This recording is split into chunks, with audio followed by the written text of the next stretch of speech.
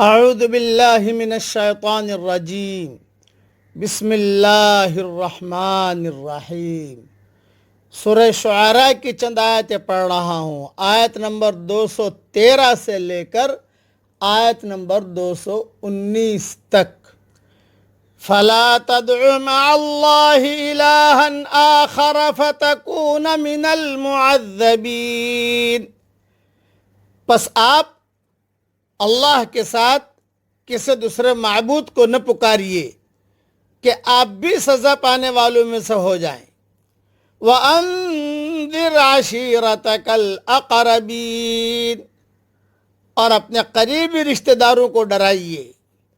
وَاخْفِضْ جَنَاحَكَ لِمَنِ اتَّبَعَكَ مِنَ الْمُؤْمِنِينَ، اور ان لوگوں کے لیے اپنے بازو جھکائے رکھیے جو مومنین میں داخل ہو کر آپ کی پیروی کریں۔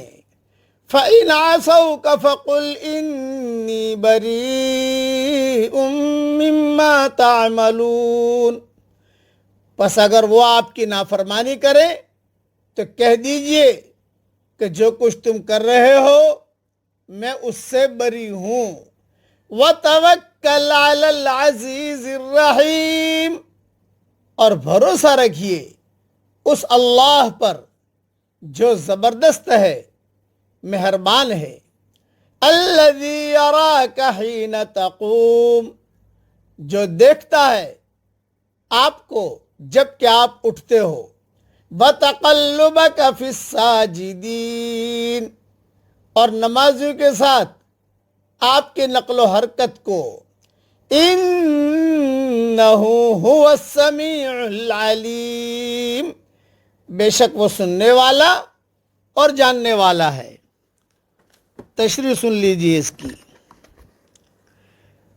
پیغمبر کی دعوت صرف رشتہ داروں کے لیے نہیں بلکہ پوری قوم کے لیے ہوتی ہے، اور حضرت محمد صلی اللہ علیہ وسلم تو پوری نسل انسانی کے لیے ہادی اور رہبر بن کر آئے تھے۔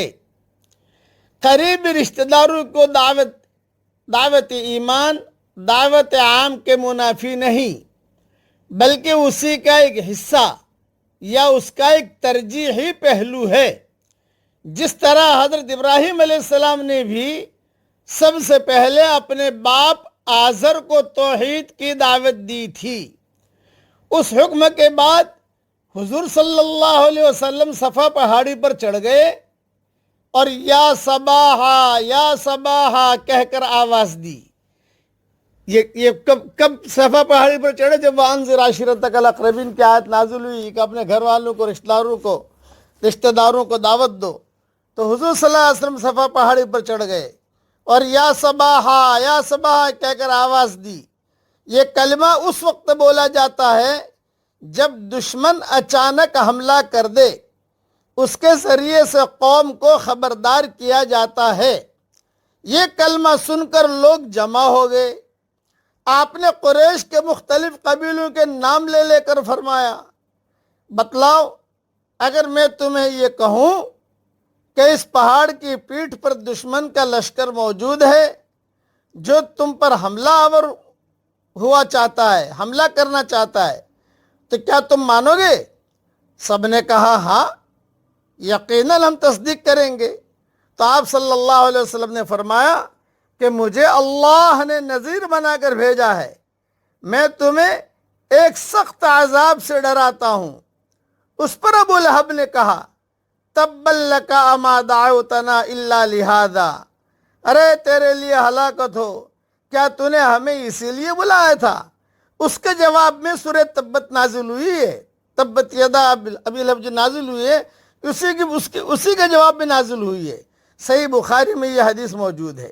آپ صلی اللہ علیہ وسلم نے اپنی بیٹی فاطمہ رضی اللہ تعالی عنہ اور اپنی پھوپھی حضرت صفیہ رضی اللہ تعالی عنہما کو بھی فرمایا تھا کہ تم اللہ کے وہاں بچاؤ کا بندوبست کر لو۔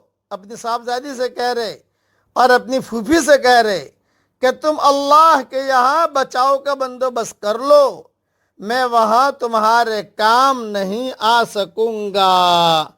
صحیح مسلم میں یہ حدیث موجود ہے۔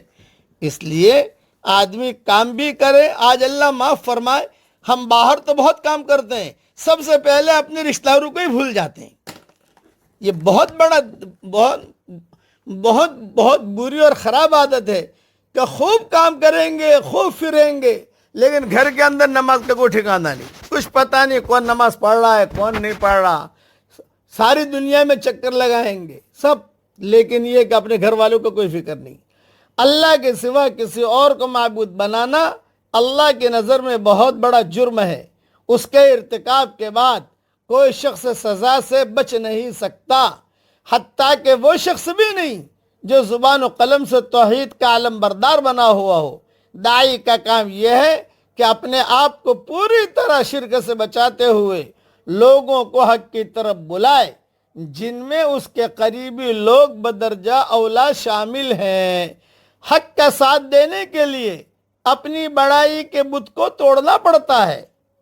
یہ جملہ پھر سے کہتا ہوں، حق کا ساتھ دینے کے لیے اپنی بڑائی کے بت کو توڑنا پڑتا ہے۔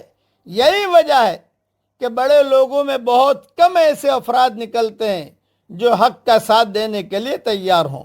زیادہ تر ایسا ہوتا ہے کہ حق کا ساتھ دینے کے لیے وہ لوگ اٹھتے ہیں جو سماج میں کمتر حیثیت رکھتے ہوں، اور یہ واقعہ داعی کے لیے سخت امتحان کا ہوتا ہے۔ داعی وہ ہے جس کا خدا سے تعلق اتنا بڑا ہوا ہو کہ رات کی تنہائیوں میں وہ بے قرار ہو کر اپنے بستر سے اٹھ کھڑا ہو، اور اپنے صدقہ گزار ساتھیوں کی قیمت اس کی نظر میں اتنی زیادہ ہو کہ وہ انہی کو اپنی دلچسپیوں کا مرکز بنا لے۔ داعی وہ نہیں ہے کہ جو سب کے کٹنگ شٹنگ کرے، نہ، سب کو لے کر چلے۔ دعوت ساری دنیا میں بھی دینی ہے، اپنے گھر والوں کو بھی دینی ہے، اپنے بیٹوں کو، بیٹیوں کو، پوتوں کو، پوتیوں کو، نواسے، نواسیاں، اقرب اور ساری دنیا میں دینی ہے۔ اللہ تعالیٰ ان احکامات پر ہمیں عمل کرنے کی توفیق عطا فرمائے، اور ہماری قیامت تک کے آنے والی نسلوں کو اللہ دین کا داعی بھی بنائے اور نیک بھی بنائے۔ دین کا داعی تو بنا لیکن نیک نہیں ہے، کیا فائدہ ہوا؟ کہ دین کا داعی بہت اچھی تقریر کرتا ہے لیکن نیک نہیں ہے، اچھی کتابیں لکھتا ہے لیکن نیک نہیں ہے، کہ امام صاحب ہے لیکن نیک نہیں ہے۔ اس لیے داعی بھی بنے اور نیک بھی بنے۔ اسی لیے کہا وَمَنْ حَسَنُ قَوْلًا مِّمَّنْ دَعَا إِلَى اللَّهِ وَعَمِلَ صَالِحًا، نیک کام بھی کرے۔ وَقَالَ إِنَّنِي مِنَ الْمُسْلِمِينَ، بھئی میں تو عام مسلمانوں میں سے ہوں۔ اللہ تعالیٰ ان صفات پر عمل کرنے کی ہمیں توفیق عطا فرمائے، آمین۔ وآخر دعوانا ان الحمد للہ رب العالمین۔